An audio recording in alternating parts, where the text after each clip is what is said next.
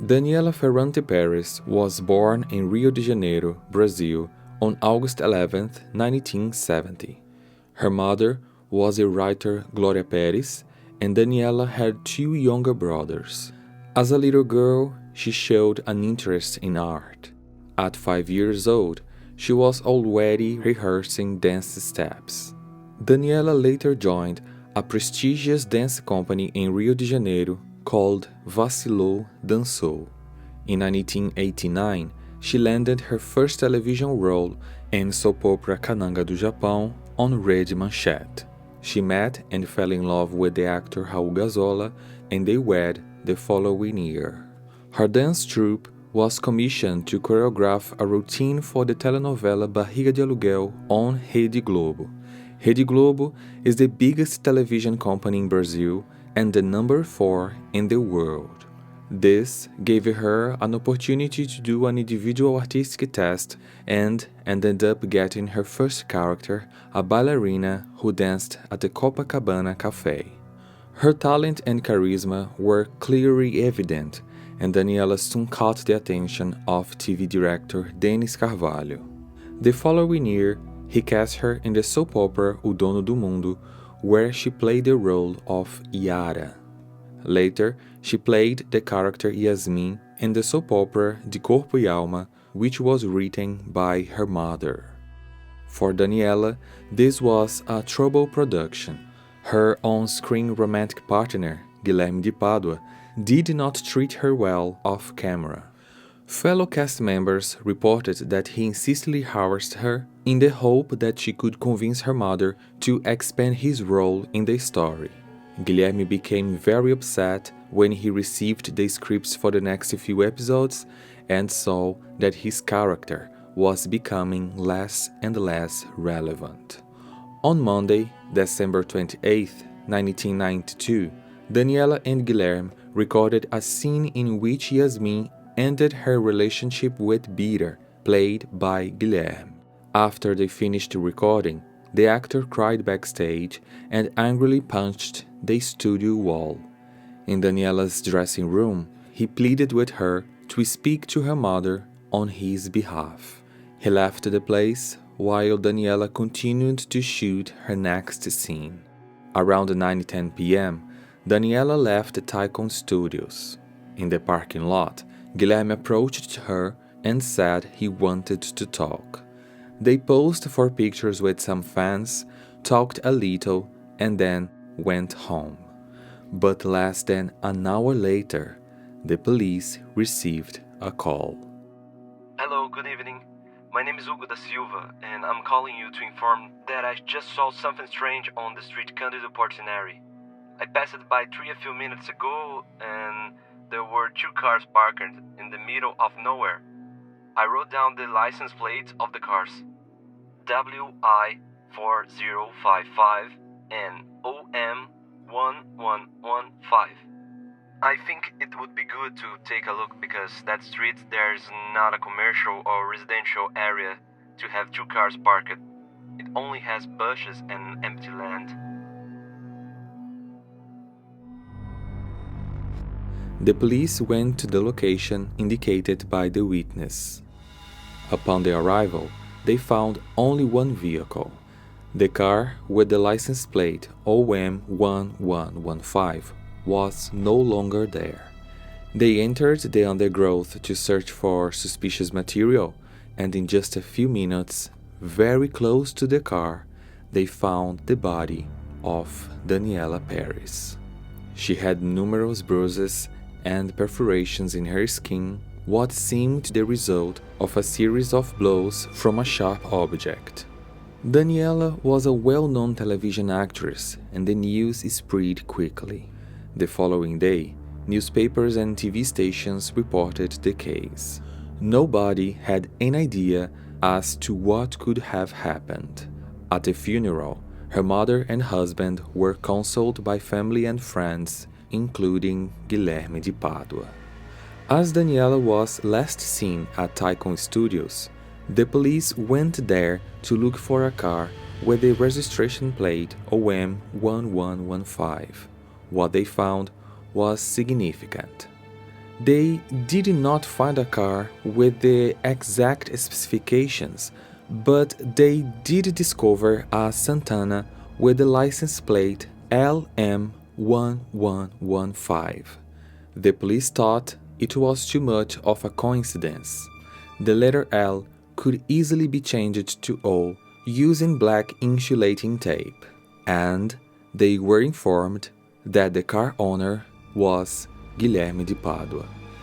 The same day, following the funeral, he denied involvement in the crime, but after several hours of interrogation, he confessed. Guilherme told different versions of what had happened and gave different reasons. In one version of his stories, he claimed that Paula, his wife, was at the crime scene, but she denied any involvement. However, the version that included his wife was the most plausible in light of the various witness testimonies gathered by the police. Due to the fact that Guilherme had included his wife in one of his testimonies, she requested divorce. Thus, the version presented by the court was as follows. Guilherme and his wife Paula, who was 4 months pregnant at the time, followed Daniela's car to Alto Posto Alvorada in Barra da Tijuca. When the actress went to leave, Guilherme's car blocked her car. Daniela got out and went to talk to him. Guilherme, are you crazy? What are you doing here? What do you want? He didn't give any explanation. He punched her in the face, knocking her out. He carried her to the back seat of his car, and Paula was now in the driver's seat. Guilherme got into Daniela's car, and they drove towards a thicket on Rua Cândido Portinari. Upon arriving, they took the actress out of the car and dragged her into the undergrowth. There, they stabbed her 18 times with some kind of dagger. After this, they went to another gas station. Hey dude, wash this car there please.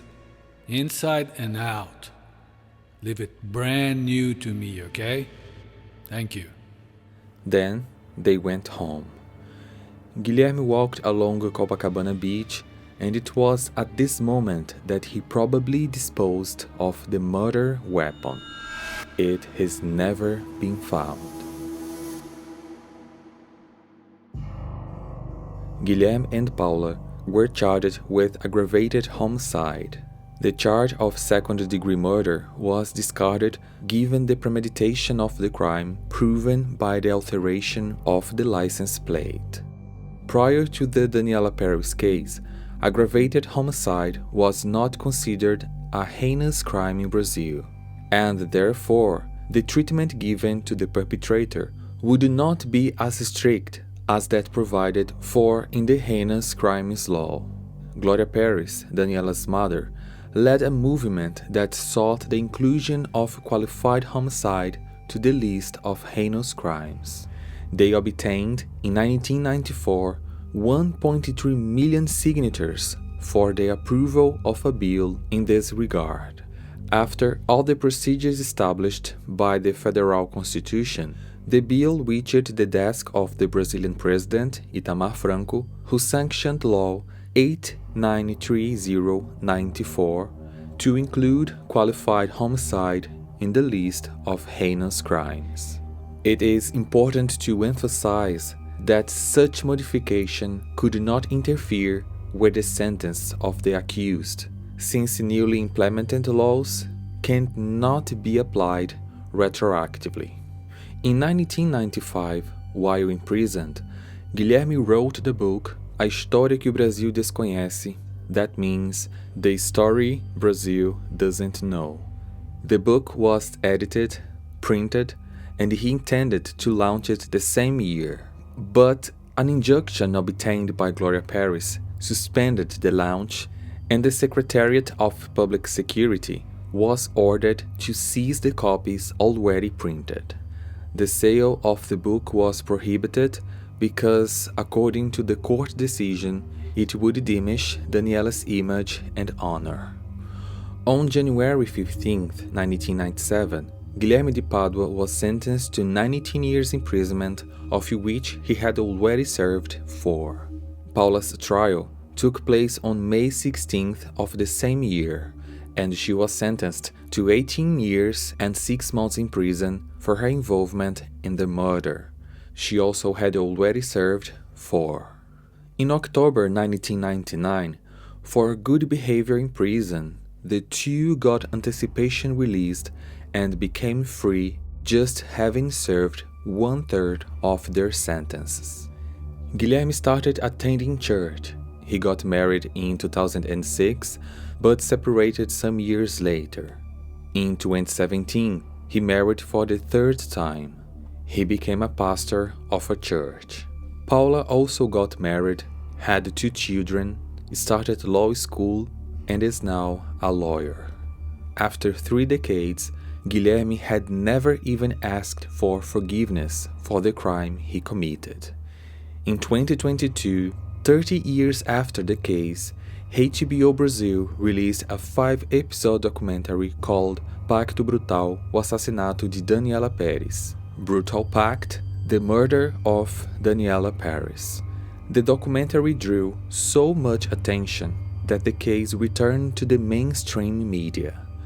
The documentary was released on July 21st, 2022, and 12 years later, on August 2nd, Guilherme posted a video on his YouTube channel talking about the topic of forgiveness. Many people, including some who claim to be Christians, have judged me and declared that they don't believe in my religious conversion because they never saw my request for forgiveness for family, friends, and people I made suffer with the crime that I committed. I don't take away the reason for those who doubt my conversion because I myself sometimes doubt my own conversion. Many times I wake up and ask God, "My Lord, do I have faith? Do I love my neighbor? Or am I just here so that I can somehow assuage the guilt I feel inside?"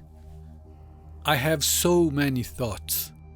I'm not a normal person, it's obvious. Someone who has committed a crime has 1,000 thoughts that are not common. I used to be a normal person. I know the difference between who I was and the person I became after I committed the crime. Many times I declared that it was the biggest dream I had to be able to ask forgiveness from the people I had hurt. I even found some reports on the internet, both on video and in writing from years ago, where I talk about this subject, about my desire to ask for forgiveness, but the subject does not call the public's attention. At the same time, I didn't know how to do it. I imagined a personal meeting. I thought of looking for the lawyers of Gloria Perez, of Hugo. I thought of asking someone to intermediate this meeting. There were many hypotheses, but I never imagined that this would end up being done over the internet. Asking for forgiveness is not that simple. Will the other party accept it? Is this not further embarrassing the person who is already suffering?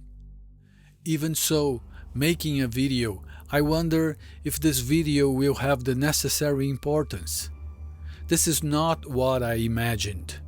It wasn't how I imagined it, but maybe I'll never get a real opportunity to make that claim. That's why, Gloria Perez, I apologize for all the suffering I caused you. I will never forget the day you visited me in prison. Hugo, I beg your pardon. I will never forget the day I was called to the police station before everything was discovered, and you were there and you crawled to me and hugged me, crying. There I realized that I was the worst person in the world. Never in my life have I felt anything like what I felt at that moment. Never. I apologize to families, friends, and everyone involved in this story. I know this apology may not mean anything, but I want to put it on record. Forgiveness is a gift from God. Forgiveness has more to do with who forgives than who is forgiven, and if I were in your place, I probably wouldn't forgive. 3 months after posting this video, on November 6th, 2022, he died of a heart attack. After the death, many expected a statement from Gloria Perez, but she kept silent. On her social networks, she just posted about the new soap opera she was writing for Rede Globo television. But many of her followers spoke for her. Some testimonials were: "Sometimes silence is better than 1,000 words. That's why I admire you." A lot of people waiting for your position on the death of Guilherme de Padua, but I understand you. Whoever committed a crime like him doesn't deserve attention even in that itself. Let's leave glory in peace, people. 30 years of suffering. Guilherme is gone. No more lies will come out of his mouth. Let Gloria breathe. The most curious thing about the death of Guilherme was that many internet users were also commenting on an unbelievable coincidence. He passed away exactly on the day that one of Gloria Perez's soap opera turned 27.